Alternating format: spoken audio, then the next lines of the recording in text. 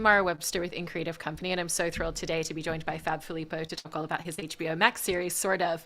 And I wanted to start by asking you about the sizzle reel that you and Bilal, who co-created the show together, put together initially, and kind of what you really wanted to be able to express and communicate through that initial sizzle, and what aspects of both Sabi as a central character and the story itself that you really wanted to focus in on.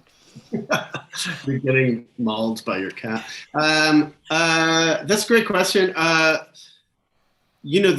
First of all, the decision to make a sizzle reel came from Jennifer Kawaja, who is Sienna Films, who's the producer. And I had developed with them like a few projects. And so when I came to her with another one, she said, nobody's really getting your humor. Can we put this on camera and show them why it's funny?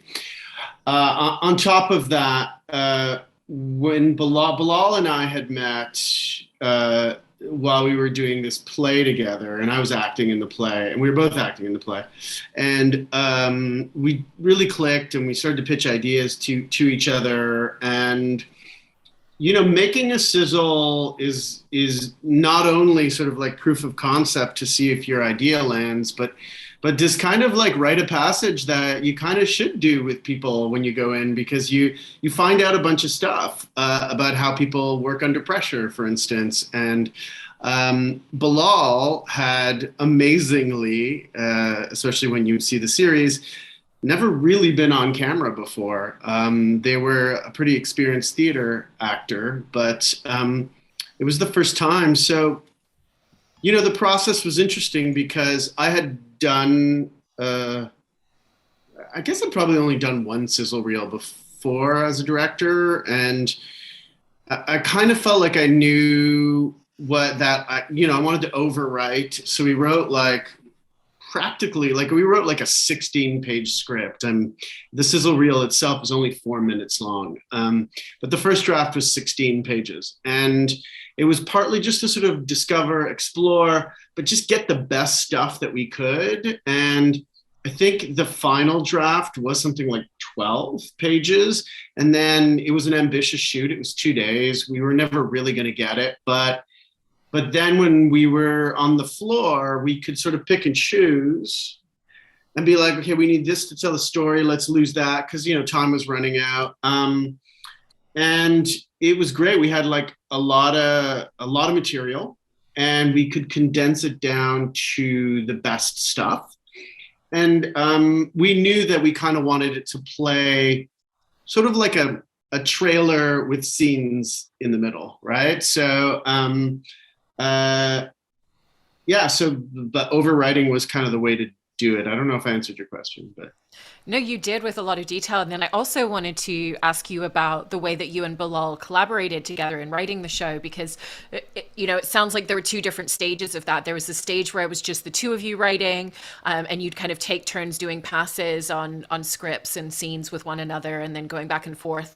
And then there's the moment where you have to expand once you had a writer's room on the show as well, which is a really different dynamic. And so what was the evolution of the collaboration that you and Bilal had as writers together on the show, going from that real intimacy of just the two of you working together at that stage, and then figuring out how to expand that within a writer's room and a whole team of people coming on board with you both?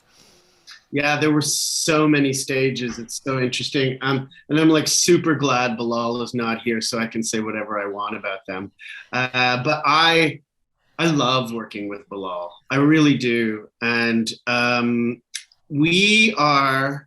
it doesn't sound like sexy, but we're really respectful of one another, like incredibly respectful. And it's, even at the beginning, like when the idea started, I'm like hooked on the word sexy for some reason. Why did I call it not sexy? Why should it be sexy? But anyway, when the idea came like we were sort of pitching ideas out to each other because we both were curious about working with one another, and then the idea about doing something that was sort of centered around Bilal and loosely based on some of Bilal's experiences came to me, and then I said to them, what if we did this? And then Bilal said, well, why would I do it with you?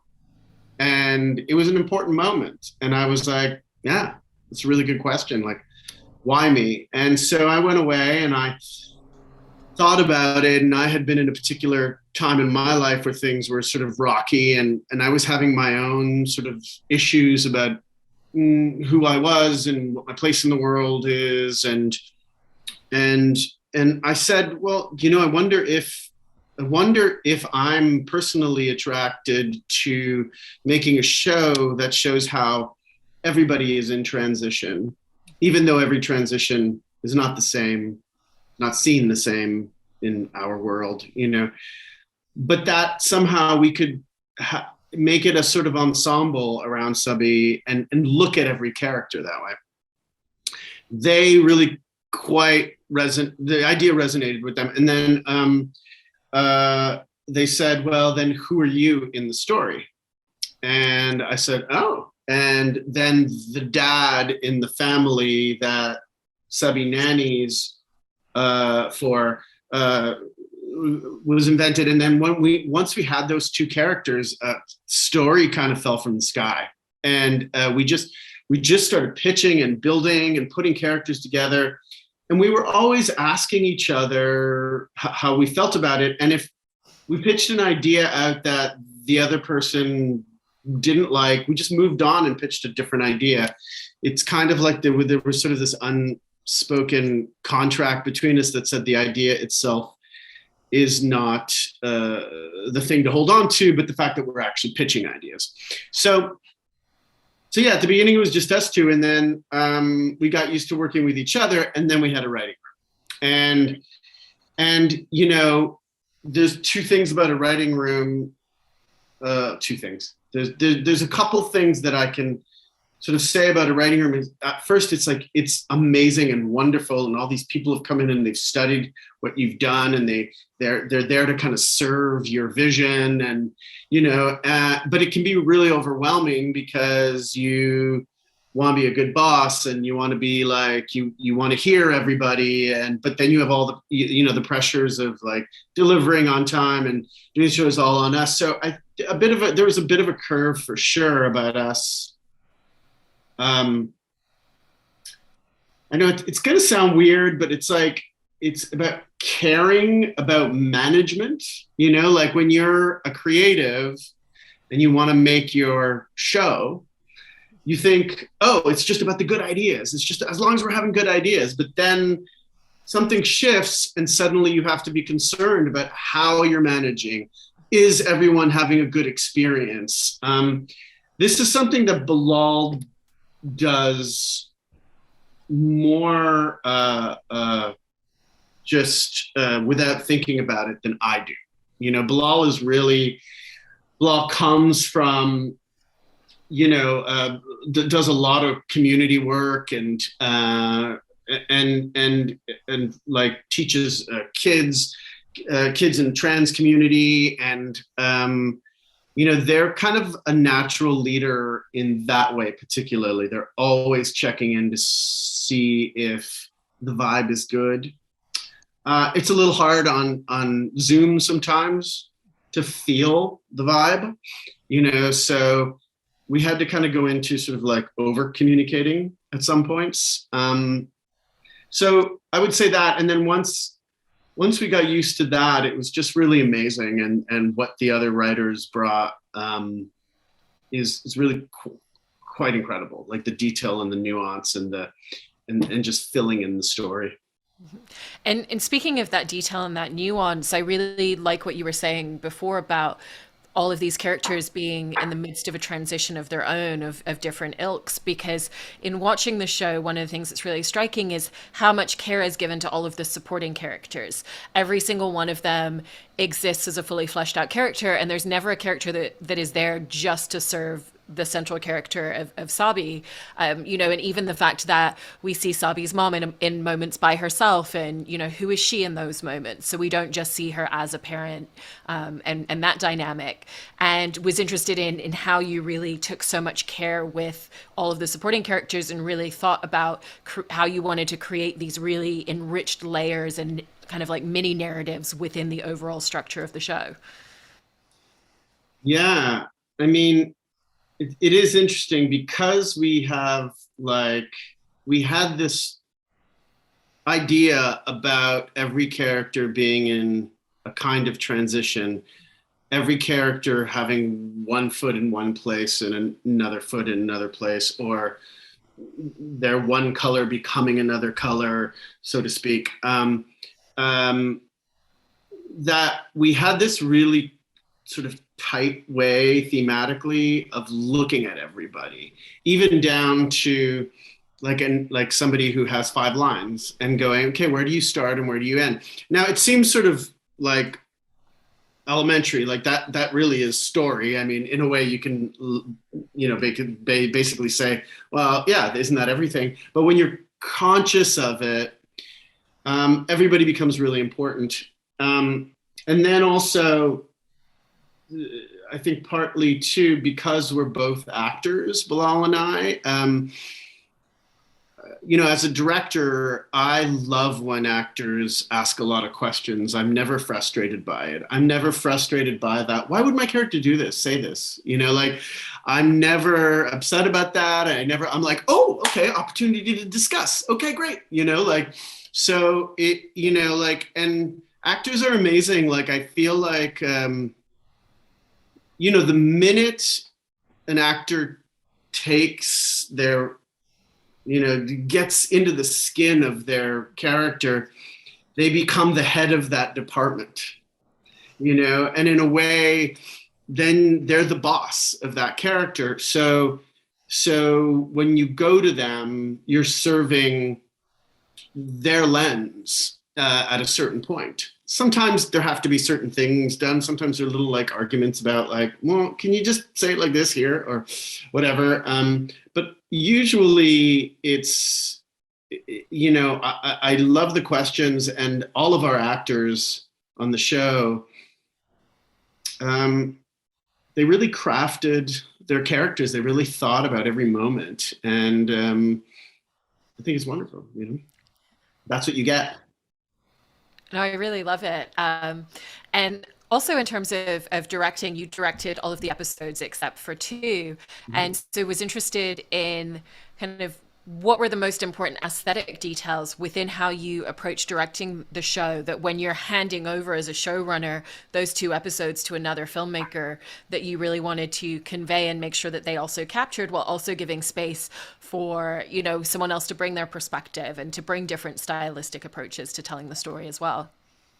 Yeah, it's not always easy to let go. Renika Jayapalan is who directed the other two, and you know, I had every sort of faith in what she was capable of. You know, so even if it was different than, you know, my vision of it, I wasn't worried about it.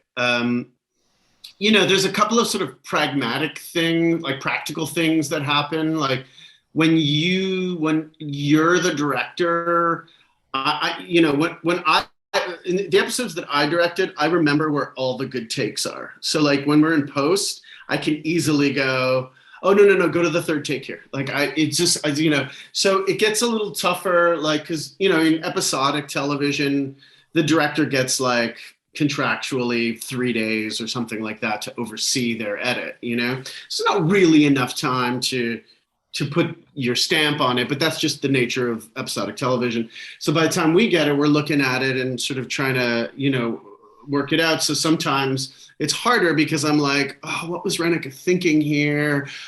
Hey, okay, in this, like, how did you see this scene coming together? You know, sometimes you're doing that. Sometimes you just gotta let go and let them kind of let whoever's directing have their way with it, you know, and I find that the hardest. Uh, but like it's funny because somebody called me on this sort of like, the idea of being collaborative is interesting because I feel like this goes into a bigger question about like auteurism and what that is and what it means to be collaborative and what it means to sort of, run a show. And at a certain point, a friend of mine said, I think you're thinking that if it's not your idea, it's going to be worse. And you have to probably face the idea that someone else's idea might be better.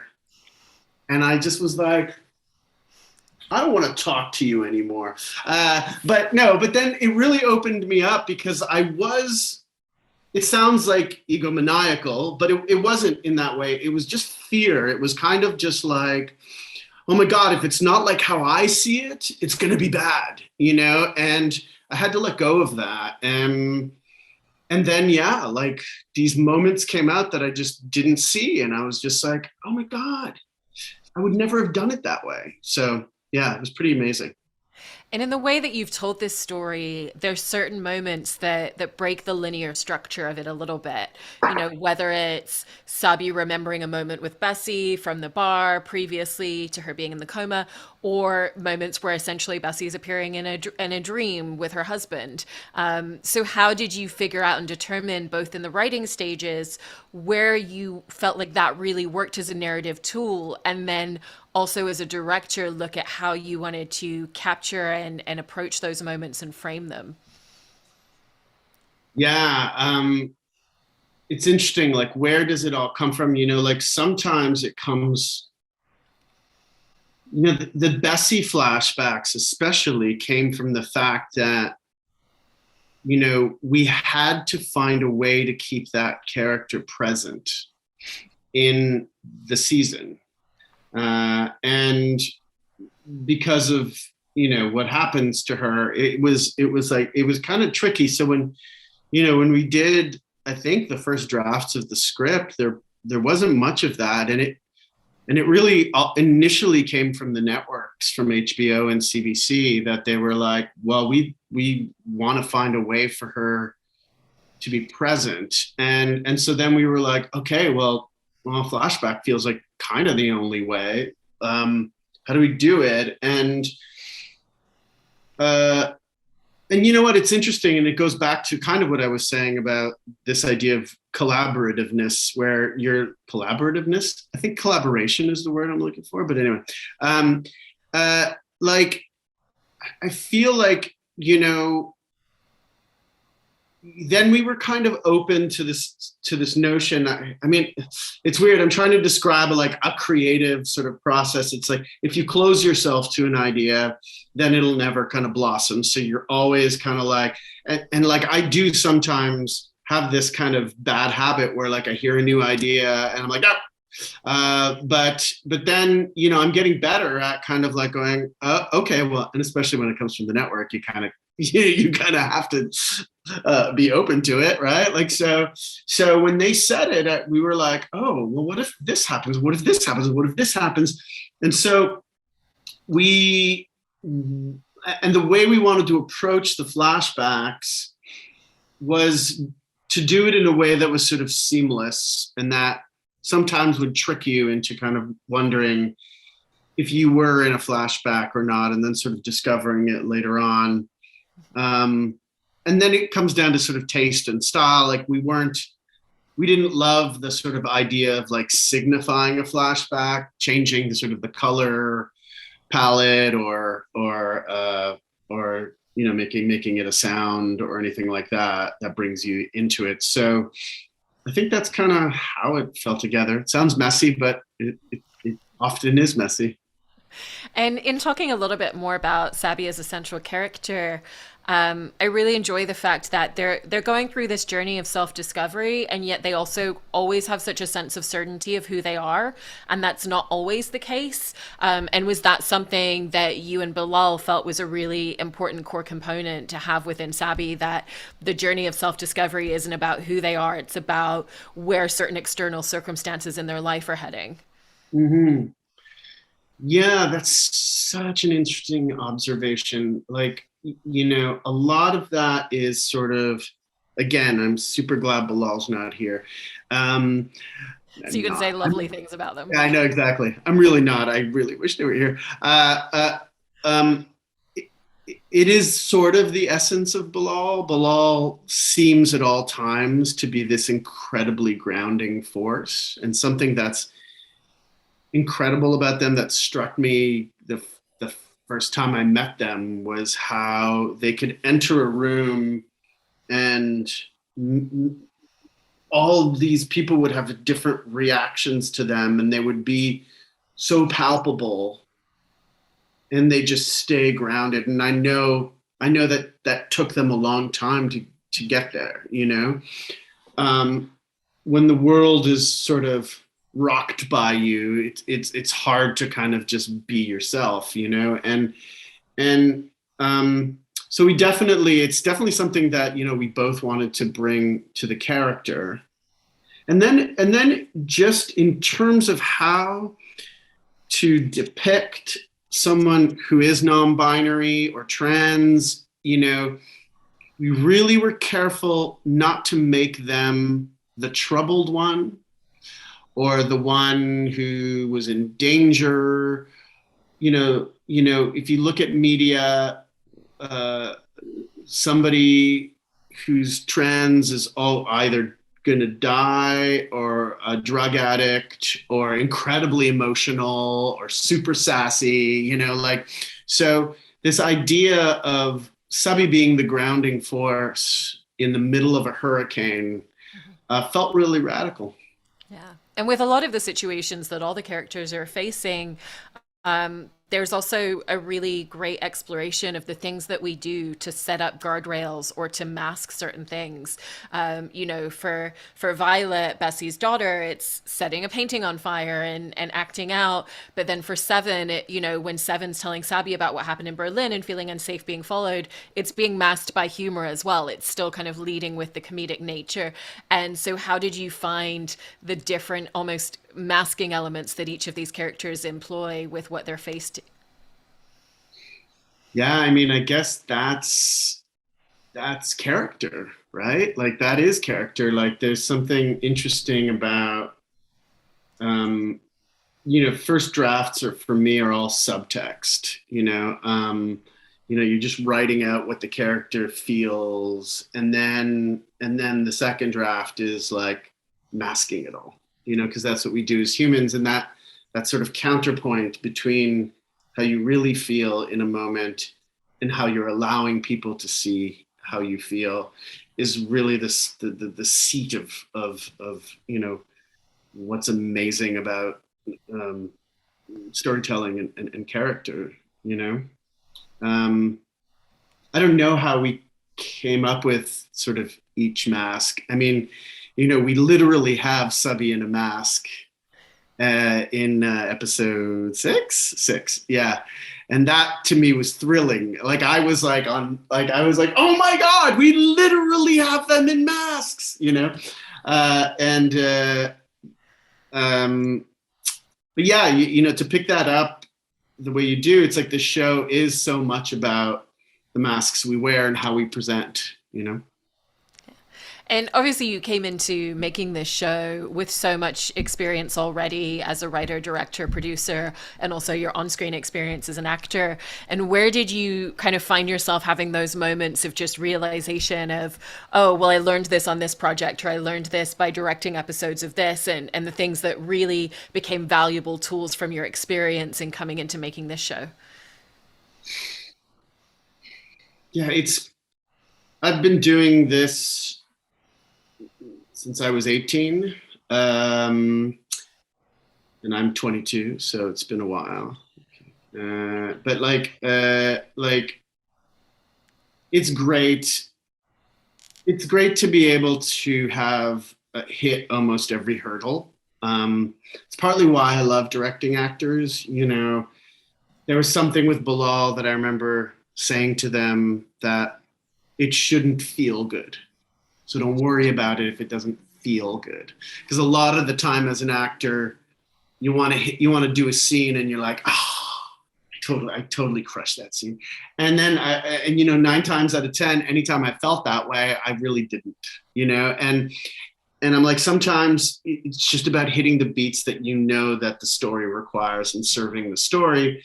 And just, if you could trust me, and I won't let it go by if it feels like bullshit, right? So definitely helping, being a part of like the team that helped Bilal do this thing for the first time was where I felt that, and it was incredibly, not that they I don't want to make it sound like they needed hand holding. It's not like that. It's just more that there are moments that happen that when you have the kind of, I feel like the kind of trust we had in one another, that you're able to, you're able to sort of jump past a bunch of sort of things that you would have had to kind of discover on your own, get on the way to getting there. And, on the flip side of that, Bilal,